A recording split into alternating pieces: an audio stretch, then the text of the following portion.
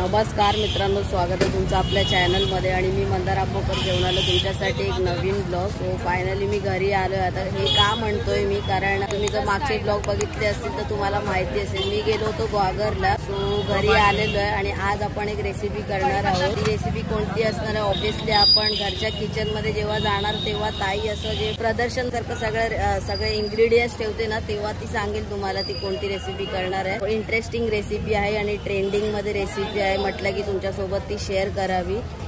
त्यासाठीच आम्ही नेहमीप्रमाणे आलेलो इथे सगळं साहित्य घ्यायला। इथे कोथिंबीर वगैरे घेतलेली आहे। आज एकदम तिखट राडा होईल। बाय द वे, तू किती वाजता बोललेलीस आपण येणार म्हणून? 4-4:30 वाजता। आता वाजले किती? 7 तरी पण उजेड। अबे साले गाइस, आज पण आपण पनीर घ्यायला आलेलो आणि हे पनीर आहे ना भाई, एवढं फ्रेश आहे ना, जस्ट गरम गरम बनवलेलं आहे त्यांनी, एकदम गरम लागतं हाताला। आणि आज पण आपण एक पनीरचीच रेसिपी करणार आहोत। जसं की लास्ट टाइम आपण पनीर बिर्याणी केली होती, तर आज पण त्याचा एक आपण कॉम्बो तयार करणार आहोत। म्हणजे आपण कसं डाळ भात केला तर त्यासोबत भाज्या लागतात, काय ना काहीतरी भाजी लागते, तसंच तुम्ही पनीर बिर्याणी सोबत आजची रेसिपी ती पण त्याच्यासोबत तुम्ही ऍड ऑन करून एक असं प्रॉपर थाळी बनवून जेवू शकता। सो त्यासाठी आज आपण एक पनीरचा परत विषय करतोय। एक वस्तू दाखवू का तुम्हाला? एक वस्तू एकदम यूनिक वस्तू है। ये देखो दोस्तों, किसी को अगर पीठ खुजाने का है ना, तो ये देखो, ये ऐसा लेने का और ऐसा खुजाते बैठने का, एक नंबर विषय। म्हणजे खुजली भी मिटेगी और सेटिस्फैक्शन भी मिलेगा।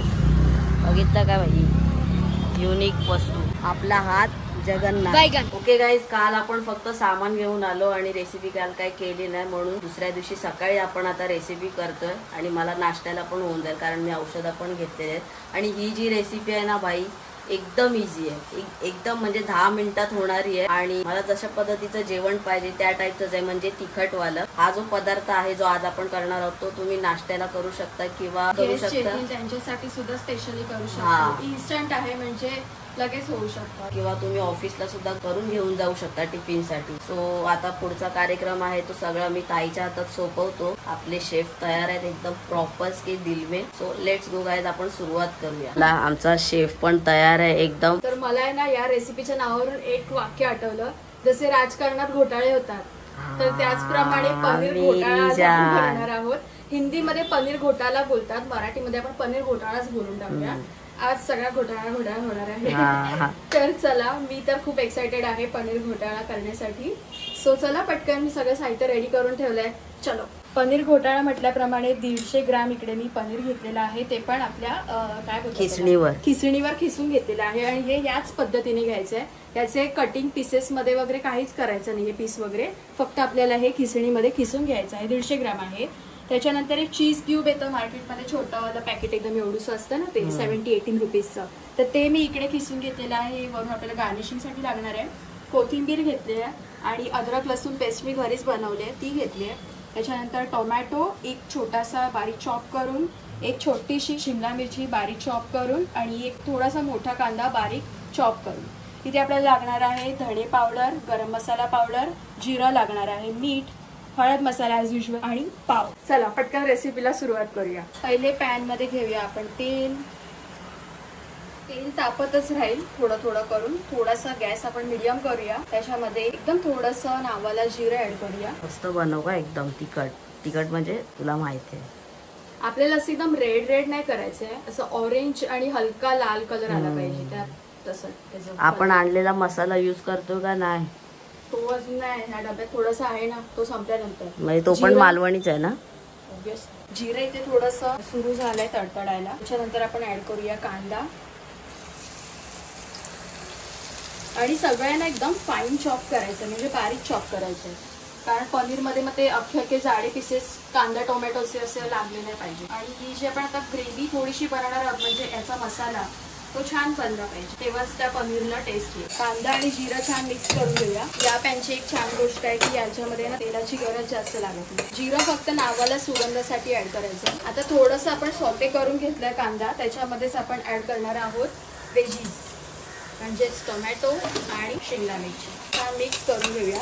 आता मी नेहमी सांगते त्याचप्रमाणे आपण काय करणार आहोत, आपण फोडणी देत असताना या भाज्यांमध्ये किंवा कांदा टोमॅटोमध्ये मीठ ऍड करायचं, म्हणजे ते पटकन शिजतं। तर चवीनुसार मीठ थोडंसं, नंतर लागलं तर आपण टाकू शकतो। मिक्स करूया थोडं। आणि गॅसचा फ्लेम मीडियम ठेवून त्याच्यावर झाकण ठेवू. कांदा आणि टोमॅटो थोडंसं शिजलंय म्हणजे हो बऱ्यापैकी शिजलंय छान. त्याच्यामध्ये आता आपण अद्रक लसूण पेस्ट ऍड करणार आहोत.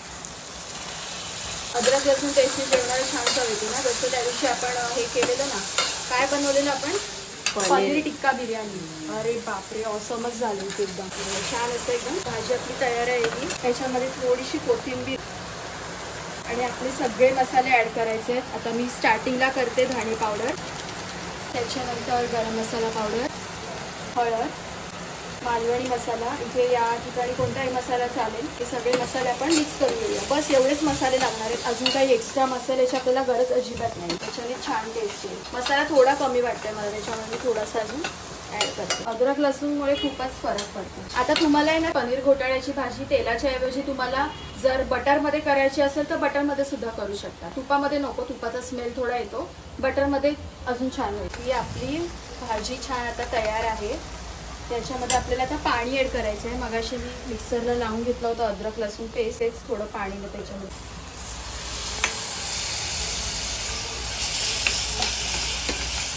आज मजा आवेगा मेरी जान. वाव आपली ही ग्रेव्ही थोडीशी तयार आहे, म्हणजे थोडीशी उकळी येते. आता याला फक्त 2 ते 3 मिनिटं झाकण ठेवूया. म्हणजे अरे त्याला असं चेचणार नाही का? नाही, त्याला नाही स्मॅश करायचं आहे.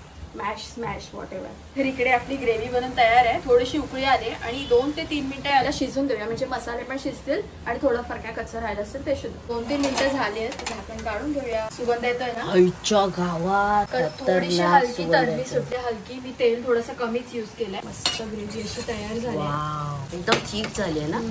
आता याच्यामध्ये आपण पनीर, मेन इन्ग्रेडियंट. हे पनीर मी 150 ग्राम घेतलंय आणि याच प्रकारे आपल्याला मगाशी सांगितल्याप्रमाणे किसून घ्यायचं. यार असं क्रीमी वाटतं एकदम. आणि एक अंडा घोटाळा पण करतात. अंडा घोटाळा पण असतो. अंडा घोटाळा पण असतो. बट हे तर भाई पनीरचं म्हणजे कच्ची वातावरण टाईप. फ्रेश क्रीम असते ना ती वाटते. Kind of. यार seriously wow, I am happy. अबे थोडं तिखट कर ना.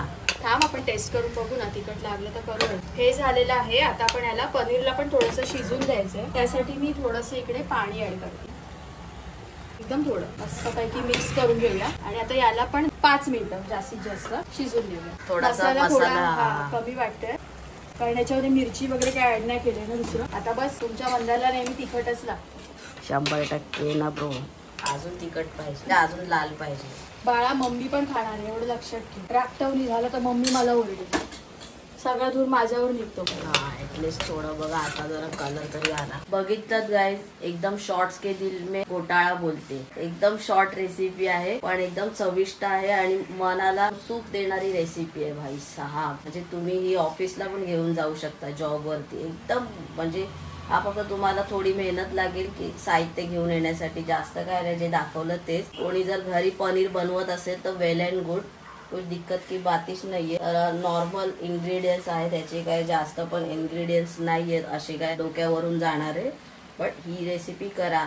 आय डोंट नो की किती लोक आपले रेसिपीज दाखवलेल्या बघून करतात आणि जर करत असतील तर जरा सांगा की बाबा हा आम्ही केली म्हणून खूप छान झाली. तसे काही लोक आहेत आपले जे सांगतात की केली म्हणून. पण मी असं म्हणेन की सगळ्यांनी ट्राय करा.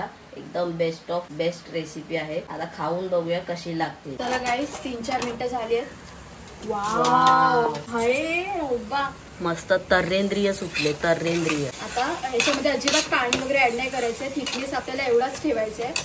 पटकन याच्यावर आपण तिखट कर ना थोडं. किती तिखट करू तू? टेस्ट करून बघ अगोदर. कधी पण आहे ना अशा जे म्हणजे दुग्धजन्य पदार्थ असतात ना त्याच्यामध्ये थोडासा मसाला कमीच टाकायचा. एकदम आग लागेल असं नकोय. कोथिंबीर आम्ही टाकणार ते हिरवगार पाला पाचोळा. मी नाही खात जास्त. मी खाते. चीज. ओ ये वाव. आणि पनीरचा पनीर घोटाळा बनून तयार आहे. मी आता भाऊला सर्व करते आणि भाऊचे आपण रिॲक्शन्स बघूया. ही डिश खास माझ्यासाठी आणले. आज तिचा दुसऱ्यांदा यूज होतोय. वाव. याच्यात लिंबू वगैरे लागेल काय? आहे लिंबू. हे घे. पनीर घोटाळा विथ पाव बनून तयार. फायनली गाईज पनीर घोटाळा तयार आहे. आधी आपण ना विदाउट लिंबू टेस्ट करूया कसं लागतंय ते. एक नंबर झालेला आहे, जबरदस्त, कशाचीच कमी नाही राव. मीठ वगैरे सगळं बरोबर आहे, एकदम परफेक्ट. पण मला वाटतं की ह्याच्यात लिंबू टाकून खाल्लं तर अजून बेटर लागेल. बाकी तिखट पण झालेलं आहे, तर लिंबू टाकून आपण ट्राय करूया. बाकी याला तुम्ही भाकरी सोबत खाऊ शकता, चपाती सोबत तेवढं खास नाही लागणार, आय थिंक पावच. आणि तांदळाच्या भाकरी सोबत खाऊ शकता, इतर भाकरी सोबत खाऊ शकता, आणि पाव ऑलवेज बेस्ट. शपथ रे ताई, कमाल विषय, एकदम टॉपचा फ्लेवर विषय. येतोय का चीज? हा, एकदम टॉपचा विषय झालाय, दर्जा. एक नंबर यार. पावासोबत खायच्या गावात तोडलाय भाई, तोडलाय, नादच खुळा. Thanks baby. या पावसाच्या वातावरणात असं काही नाश्ताचं भेटला ना तर भाई तुझा भाऊ डायरेक्ट स्वर्गात जाऊन नाद करायचा ना, आमचा ना, ताईचा नाद करायचा ना. एक नंबर, पावासोबत बेस्ट, पावच खा, जबरदस्त. हे तू पण ट्राय कर.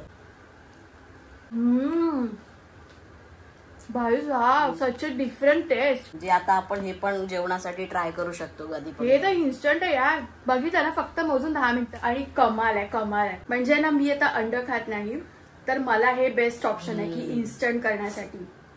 जबरदस्त. मी सांगेन की तुम्ही अंडा पनीर घोटाळा नक्की ट्राय करा. आणि पावासोबत तर भाई खल्लास, जन्नत जुबेर. आणि लिंबू अनिवार्य आहे गाईज, लिंबू तर पाहिजे. ठीक आहे, लिंबू टाकूनच खा. मी 2 पद्धती दाखवल्या तुम्हाला, विदाऊट लिंबू आणि एक लिंबू वाला. तर विदाऊट लिंबू टाकून खाल्लं तर एवढं म्हणजे चांगलंच लागतंय, बट जी वाईब येते ना लिंबू टाकून, ती वाईब नव्हती येत.